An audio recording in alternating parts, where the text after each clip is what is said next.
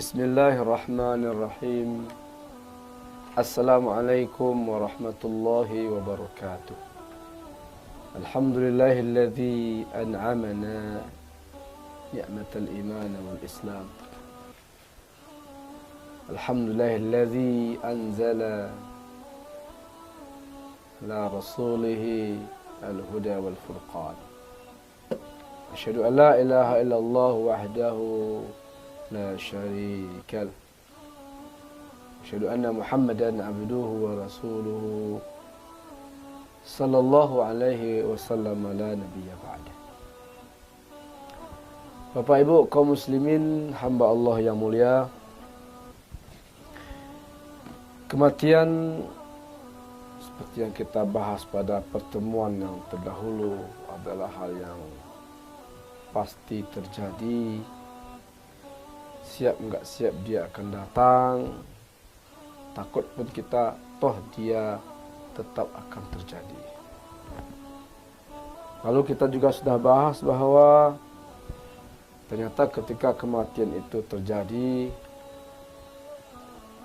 dan itu pasti terjadi pada semua yang bernyawa, bahkan pada makhluk yang bernama malaikat maut juga akan mati. Bahwa setelah kematian ada lagi kehidupan. Kehidupan setelah kematian ditentukan oleh hidup sebelum kematian. Karena nama kampung akhirat dinamakan Darul Jaza, yaitu tempat di mana kita akan menerima balasan. Balasan apa? Balasan amal di dunia. Maka dunia dinamakan Darul Amal.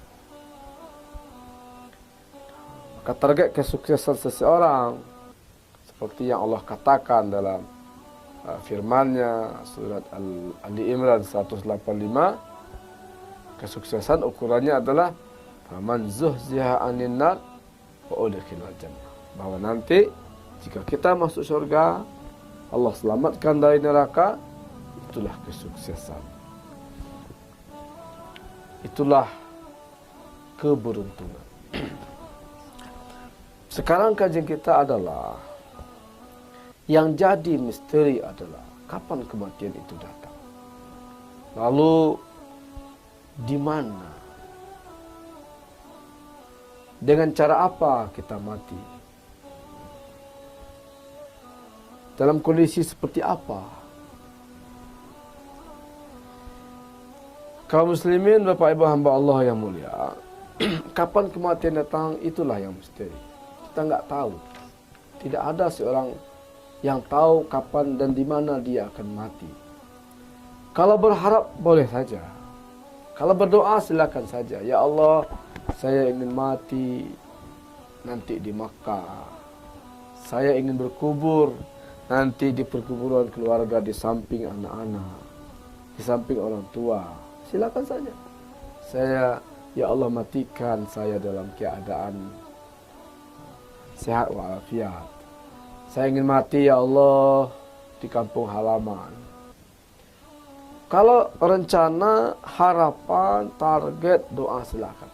Tapi tidak bisa dipastikan. Di manakah sebenarnya kita akan mati? Di manakah kita akan dikuburkan? Dan dengan cara apa kita akan mati?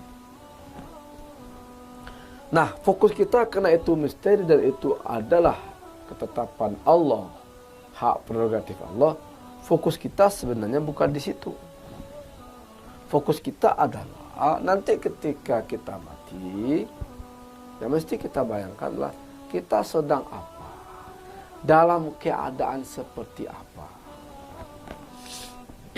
Karena ada kematian itu namanya kematian dalam kondisi husnul khotimah, bahwa orang meninggal dunia dalam kondisi Allah redha padanya, ketika ia sedang beramal soleh, ketika ia sedang dekat dengan Allah, ketika dia sedang mengamalkan kebaikan dan kebajikan, dan kalimat terakhir yang ia ucapkan, La ilaha illallah. Dalam kondisi seperti itu, dia meninggal dalam kondisi seperti itu, itulah yang kita katakan husnul khatimah. Bahwa sebelumnya dia mungkin pelaku maksiat, mungkin dosa-dosanya banyak, mungkin selama ini dia lalai, dia abai, tapi kalau menjelang kematiannya, maka setahun, 2 tahun, apakah masa tuanya, dia bertaubat, dia insaf, dia sadar, maka taubat yang ia lakukan. Dan kalau Allah terima taubatnya itu akan menghapus semua dosa-dosa dan masa lalunya. Ia akan memulai kehidupan dan lembaran hidup barunya. Ternyata sisa hidupnya nggak lama. Tapi sisa yang nggak lama itu dia gunakan untuk beramal soleh. Menjaga salatnya, menjaga kewajiban dan ketaatan pada Allah, membantu si A, si B, dan si C, berzikir dan seterusnya. Lalu dia meninggal. Husnul khatimah. Ada orang yang meninggal dalam keadaan su'ul khatimah. Meninggal ketika sedang bermaksiat. Na'udzubillah, meninggal ketika Allah sedang murka padanya. Sedang jauh dari agama. Dia meninggal sibuk dengan dunia, lupa dengan akhirat. Dia meninggal ketika dia sedang bergelimang dalam dosa. Dia mungkin meninggalkan sholat. Dia terkesima dengan harta, makanya ia tidak peduli bahwa itu halal atau haram. Dia menzalimi si A, menzalimi si B. Kadang dengan kekuasaan yang ada di tangan, dia justru menjadi sombong. Di saat-saat seperti itu, kematian datang. Nah, matinya dia dalam kondisi bermaksiat, dalam kondisi jauh dari Allah, dalam kondisi Allah memurkainya, dalam kondisi dosa lebih banyak ketimbang pahalanya. Dia belum sempat untuk bertobat dan berbenah. Itulah yang dinamakan meninggal dalam keadaan su'ul khatimah. Nah, fokus kita di sini. Fokus kita sebenarnya, upaya kita dan kerja keras kita, doa-doa kita adalah kita memiliki target meninggalkan dunia ini, nyawa kita dicabut, ajal kita datang, roh berpisah dari jasad, dalam kondisi husnul khatimah. Allahumma khtim alaina bi husnul khatimah. Ya Allah, meninggalkan kami, matikan kami dalam kondisi husnul khatimah. Adapun bagaimana caranya, itu memang tidak bisa kita pastikan. Kita usahakan boleh. Sahabat-sahabat Rasulullah SAW beragam cara matinya. Ada yang meninggal di medan perang, ada yang meninggal di tempat tidur, ada yang meninggal dalam kondisi tidak sakit sama sekali. Bahkan ada sahabat mulia, termasuk sahabat yang dijamin masuk surga, Abu Ubaidah bin Al-Jarrah, itu meninggal oleh wabah, penyakit menular. Sebagaimana juga Mu'az bin Jabal. Jadi kalau karena kasus corona ini, oleh wabah yang menakutkan banyak orang ini, ada di antara orang-orang baik Allah takdirkan juga terkena, meninggal dalam kondisi diserang oleh penyakit ini. Kalau dia orang baik, itu tidak pertanda buruk. Insya Allah itu pertanda husnul khatimah. Itu pertanda syahid. Meninggal oleh wabah penyakit, kalau dia sabar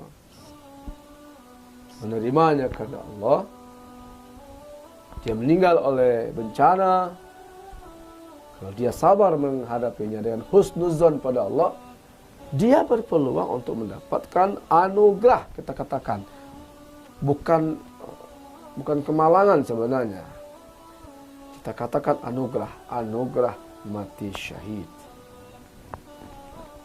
Jadi bukan hal yang memilukan kalau terjadi pada orang yang beriman. Sebaliknya, dia meninggal secara zahir baik-baik saja. Nyaris kita lihat tidak ada penderitaan. Kita katakan mungkin dia mati mendadak. Hanya satu kali tarikan nafas, tidak ada rasa sakit kelihatannya. Dia tidak juga sakit sebagaimana yang lainnya. Tetapi dia enggak sholat. Dia meninggalnya di tempat tidur. Dia meninggalnya di kasur empuk. Tapi bagi orang yang enggak sholat, orang jauh dari agama, itu bukan pertanda baik. Karena bukan cara meninggalnya yang jadi persoalan, tapi kondisi dia meninggal. Maka fokus kita ini. Nah, lalu mungkin pertanyaannya adalah, lalu apakah kita mesti akan berikhtiar? Ya, kalau memang ternyata bagi orang baik meninggal oleh penyakit, oleh wabah ini, insya Allah kita berharap itu bagian dari syahid, husnul khatimah. Lalu kita, kalau begitu nggak usahlah jaga diri. Ada peringatan dari MUI untuk tidak dulu ke masjid berjamaah untuk memutus mata rantai penyebaran virus corona, kita nggak pedulikan. Ada himbauan yang berada di daerah merah yang di sana sudah banyak wabah, yang dikhawatirkan penduduk sana sudah banyak terkontaminasi, diharapkan jangan pulang, bersabar tinggal di daerah itu. Kita nggak peduli, belum ajal berbatang mati dengan Allah, masa takut sama corona, saya hanya takut sama Allah. Lalu dia nggak pedulikan. Anjuran untuk pakai masker, dia abaikan. Anjuran untuk jangan dulu bersalaman, dia abaikan. Anjuran untuk jangan dulu berdekatan, dia abaikan. Dengan alasan tadi, bahwa kematian bagi orang baik walaupun oleh penyakit itu adalah syahid. Nah, dan ia ingin mati syahid, maka dia nggak takut sama sekali. Ini juga cara pikir cara pandang yang tidak tepat. Kenapa kita katakan tidak tepat? Karena kalau kita lihat Rasulullah SAW, kalau kita lihat dalam sejarah, beliau dalam perang melawan musuh, membela agama Allah, meninggal di situ adalah syahid insya Allah. Lihat yang beliau lakukan, beliau pakai baju besi, bahkan kadang 2 baju besinya. Sahabat-sahabat dilatih untuk ketangkasan, latih memanah, latih bela diri. Umar bin Khattab pernah akan menuju sebuah daerah di Syam, tapi ketika beliau mendengar di sana ada wabah, penyakit menular, beliau batalkan. Lalu ketika ada yang protes, wahai Umar, engkau takut, engkau gak jadi ke sana, engkau lari dari takdir Allah. Apa kata Umar?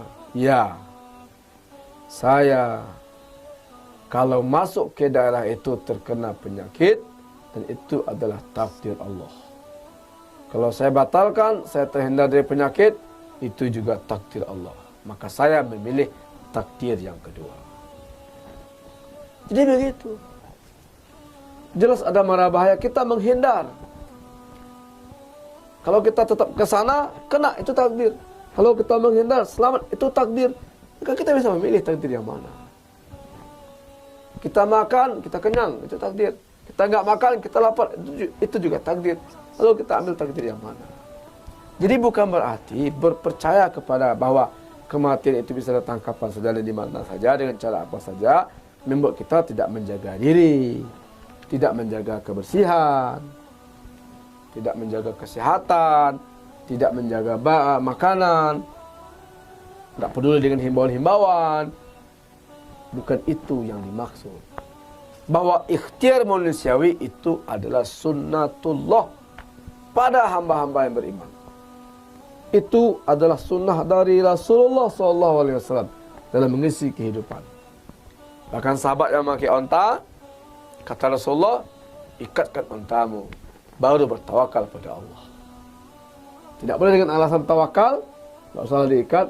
Kalau takdirnya onta nggak lari juga. Kalau dia lari, diikat, lari juga. Betul, takdir itu kita serahkan pada Allah Subhanahu wa taala. Tapi bukankah kita diperintahkan untuk berikhtiar? Maka bagian dari ikhtiar kita adalah menjaga makanan, menjaga minuman, menjaga kesehatan, berobat kalau perlu, berdoa kalau di saat-saat tertentu, memperbanyak doa dan kepada Allah. Setelah semua ikhtiar manusiawi itu kita lakukan, maka kapanpun datangnya kematian, dengan cara apapun ia datang, dimanapun ia hadir, kita terima dengan husnuzon pada Allah, bahwa Allah mungkin sedang memberi kesempatan pada orang itu peluang untuk mati syahid. Kaum muslimin, hamba Allah yang mulia, di kondisi corona yang seperti ini, jaga diri, jaga kesehatan, jaga pergaulan, dengarkan himbauan ulama, dengarkan himbauan pemerintah kita. Setelah semua itu kita lakukan, maka serahkanlah pada Allah Subhanahu wa taala. Bagi yang selamat, alhamdulillah, berarti Allah memberi dia peluang hidup lebih lama untuk beramal lebih banyak.